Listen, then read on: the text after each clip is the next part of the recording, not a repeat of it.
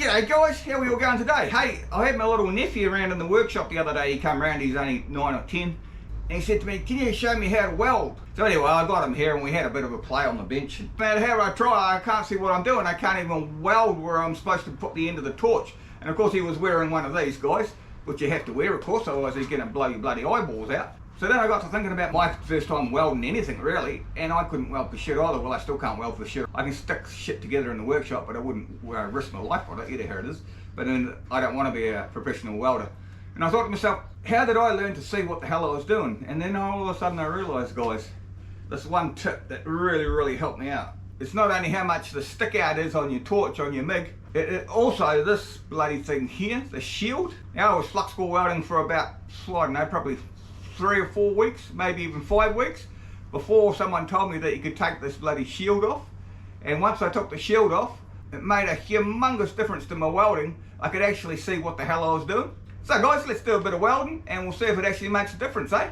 Remember to like and subscribe if you like my videos, guys, and let's get on with it. Pete'sTools.com. See guys, I've always flux core welded like this, but this is all very well for MIG welding when you're using a shielding gas. What I never realised, guys, when you're using flux core, you don't actually have to have the shield on the end like this. You can actually take it off, and you watch what happens when I take it off. And all of a sudden, guys, you see that we've got a whole lot of more visibility here. So when we're welding like this, we can actually see the wire coming right out of the end here, which means when we have a stick out about that far from where we're welding, and we hold the gun on an angle like this, you can actually see where you're welding, which is quite amazing actually, because for months and months and months when I learned to weld, I was basically welding blind. Anyway, my friends, let me show you what I mean. If you have a look, guys, if I start trying to weld this now,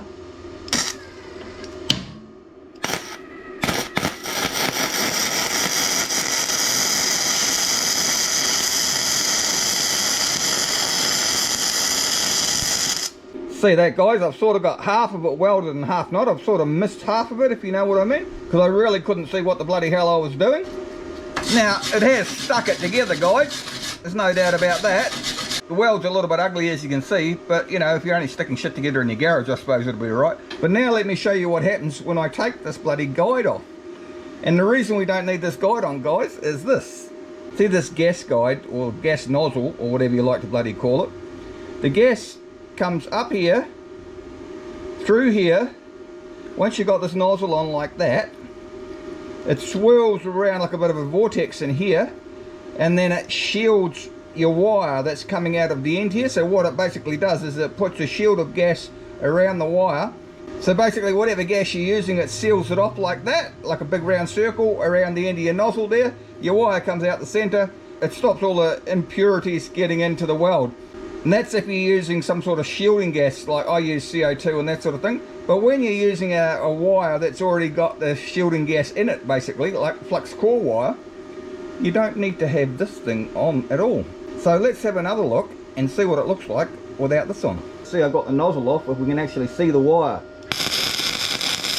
And I can see it through my helmet, guys. I don't know if you can see it or not through the camera, that's the only thing. Definitely a lot better, which has got to be a bonus when you're just learning to weld.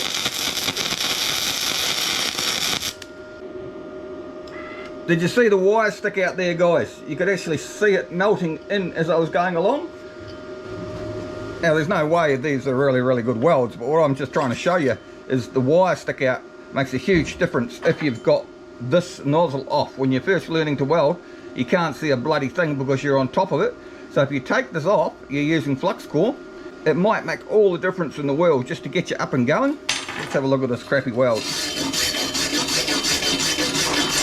As you can see, guys, it's got a lot of splatter here. I'm not using any sort of anti-splatter. And we've got the settings wrong on the machine, but you get the general idea. It is just easier to see where you're welding down the line here when you're not used to it, when you haven't got that nozzle on your torch. So guys, if you're learning to weld with one of these little welders, the most important settings that you're going to find are where your earth lead goes and where your torch plugs in. Basically all these welders do much the same sort of job, and they've got much the same sort of setup, guys. So just, if you look down here, this is the torch. It says underneath, I don't know if you can actually see it there. it says MIG torch. So you decide whether you're going flux core welding or shielded gas welding, and you just put them in opposite ends. So wherever your torch one goes, the opposite is your earth. So those settings are really easy peasy, lemon squeezy, guys. If I can do it, hell, anyone can do it.